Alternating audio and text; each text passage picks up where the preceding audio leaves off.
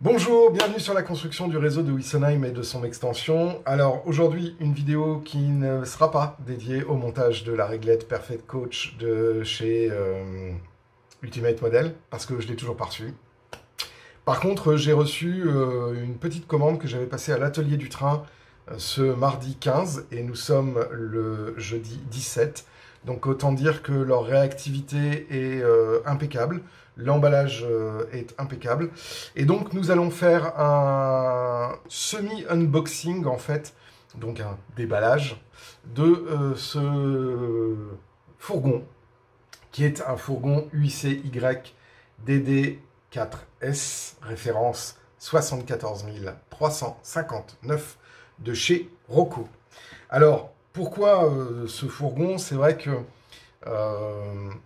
en règle générale, j'aime pas trop me vanter pour faire un peu mon intéressant en disant « Regardez, j'ai eu tel matériel, c'est génial, c'est super ». En règle générale, quand je montre du matériel en déballage, sur un unboxing pour le déballage, c'est que je veux que ça serve à un propos. Mais vous allez comprendre en fait que le propos de ce déballage n'est pas de parler du matériel, même si je suis très content de l'avoir, et que c'est un matériel qui est bien réalisé, enfin c'est du Rocco quoi, donc on sait à quoi s'attendre. Non, ce qui m'intéresse le plus en fait, c'est de vous parler de ce qu'il y a de l'autre côté, et je vais vous le montrer juste après. C'est en fait le convoi UICY que j'ai fait, c'est-à-dire le fourgon, une première classe A9 et 4 B10 de deuxième classe. Parce que ce convoi-là, en fait, m'intéressait à faire circuler sur le réseau. Et donc, du coup, dans une optique, en fait, de faire des vidéos sur le matériel roulant, je voulais raisonner en convoi historique. Donc, effectivement, c'est une composition à 6 unités, donc un fourgon et 5 unités voitures voyageurs. Donc c'est une composition en termes de répartition de voitures qui est assez classique sur le réseau Wissonheim, puisque toutes mes compositions font peu ou prou 6 voitures, voire 2 de plus pour ce qu'on appelle les compositions renforcées. Mais en tout cas, la grande majorité des convois sont faits sous cette topologie-là. Et donc du coup, c'est vrai qu'à l'heure actuelle, en convoi opérationnel, j'ai un convoi de la CIWL de jour, qui n'est pas encore tout à fait terminé. Il me manque un couplage Pullman. Et ensuite, j'ai un convoi CIWL de nuit, c'est-à-dire fourgon plus des LX, donc LX10, LX16, et LX20. J'ai ensuite ce convoi UIC, donc qui est le 4e convoi qui est maintenant terminé. Alors ensuite, après, il y aura l'éclairage intérieur, il y aura les aménagements, etc. Ça, on en reparlera justement en tant que bloc et pas en tant qu'individuel, que voiture individuelle, etc. Alors j'avais commencé sur l'aménagement de la A9, il y aura les aménagements des 4 B10 qui arrivera, et il y aura évidemment l'aménagement du fourgon. Donc voilà, donc du coup, ce convoi-là est terminé. Ensuite, après, il y a la rame sur pneu de Est Model qui va être construite. Donc là, ça va faire l'objet de vidéos spécifiques sur la construction de cette magnifique rame, de ce kit magnifique. Et ensuite, j'aurai mes 4 convois principaux qui tourneront sur le réseau. Là-dessus viendra se greffer des convois de support de la CIWL, c'est-à-dire des compositions plus courtes pour pouvoir faire des manœuvres en gare notamment, et très certainement des convois qui seront dédiés à l'extension. Donc je pense à des convois de 6 ou 7 voitures 3 pattes, des convois avec des bruas, des OSEM aussi, je pense. Et puis, on aura à peu près fait le tour des convois voyageurs, étant entendu, bien évidemment, qu'ensuite, après, il y a les convois marchandises, où là, Je commence à avoir un petit peu de wagons marchandises, mais j'en ai pas suffisamment pour faire des convois équivalents en longueur à 6 unités de convois voyageurs. Donc voilà, donc ce petit fourgon, première remarque, je suis assez agacé par ce que je viens de recevoir sur la forme. Vous savez que je ne suis pas un amoureux du plastique, tout du moins j'estime que quand on peut s'affranchir du plastique, c'est mieux et je ne vois pas l'intérêt de faire des boîtes cristal pour le matériel roulant. Je trouve que les boîtes en carton fonctionnaient très très bien et bon, alors après vous allez me dire ça coûte moins cher, etc. Mais le plastique étant une matière première qui va devenir de plus en plus rare parce qu'elle est adossée à une matière première qui va devenir encore plus rare qu'est le pétrole, je trouve quand même dingue qu'on ait en 2022 un R&D packaging basé sur le plastique, alors qu'on a comment s'appelle, des emballages carton et des techniques d'emballage carton qui sont tout aussi efficaces et qui bénéficient d'un côté recyclable. Donc voilà, ça c'est le petit coup de gueule que je fais. Je le ferai à chaque fois parce que il y a un moment donné, si on nous dit que comment s'appelle, les consommateurs doivent être responsables, mais les fabricants, il faut qu'ils arrêtent de nous proposer ce genre d'hérésie, quoi. Parce que quand on achète un wagon, on achète le wagon. Donc on n'est pas responsable de la façon dont il a été emballé. Hein. Quand on achète un produit en grande distribution, on n'est pas responsable de l'emballage. Donc quand on vient ensuite culpabiliser le consommateur sur la démultiplication des emballages, on se trompe de cible. Il faut dire et être très incisif auprès des constructeurs pour qu'ils arrêtent ces conneries. Voilà, c'était petit aparté, mais je la ferai à chaque fois, cet aparté. Alors, je sais que ça va devenir un grand classique de la chaîne, de râler sur les emballages, mais voilà. Alors, comme à son habitude chez Rocco, on a un matériel roulant qui est impeccable. La couleur du plastique, puisque le plastique est teinté en masse, est impeccable. La typographie est très lisible. Alors, on remarque qu'il y a des éclairages, enfin en tout cas des canaux de lumière pour l'éclairage intérieur, mais par contre il me semble qu'il n'y a pas d'aménagement intérieur sur ce fourgon.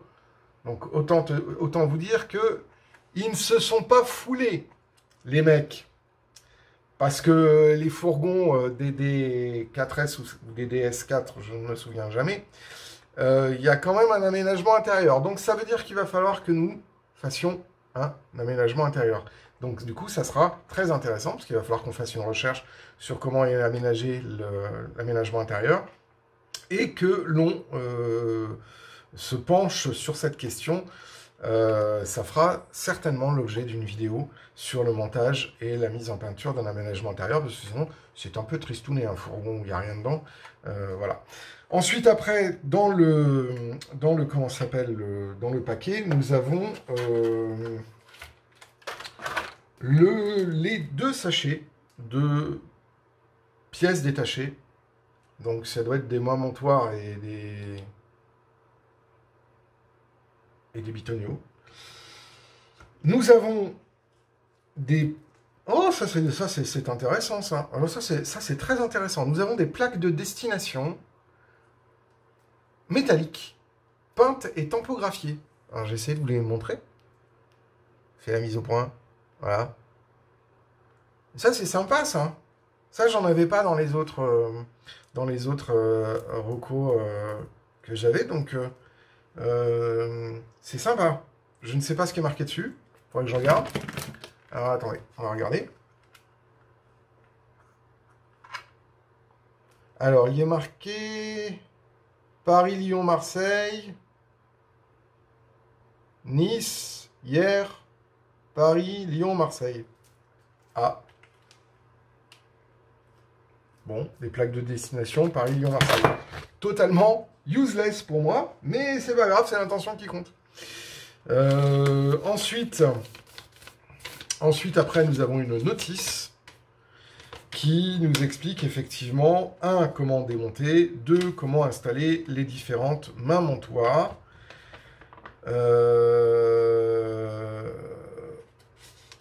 D'accord.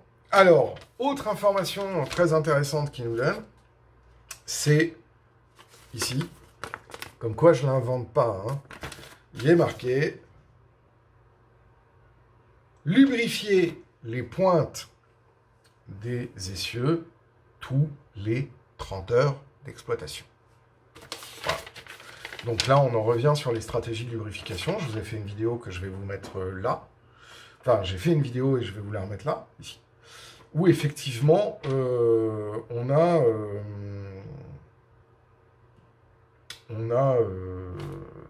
besoin aussi de lubrifier le matériel roulant quand on le met en place.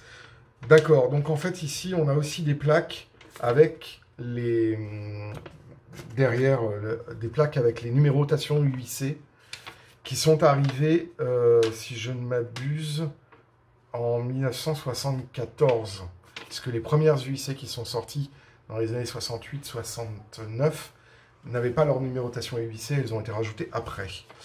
Donc voilà, donc ensuite après des choses intéressantes. Maintenant, on va le... Alors, vous voyez, le truc, c'est tellement bien, leur machin, que le machin, il est déjà endommagé. Alors, heureusement, c'est pas un endroit où il y avait le wagon, mais on voit que... Qualité de l'emballage plastique, nul, quoi. Hein, Rocco, nul.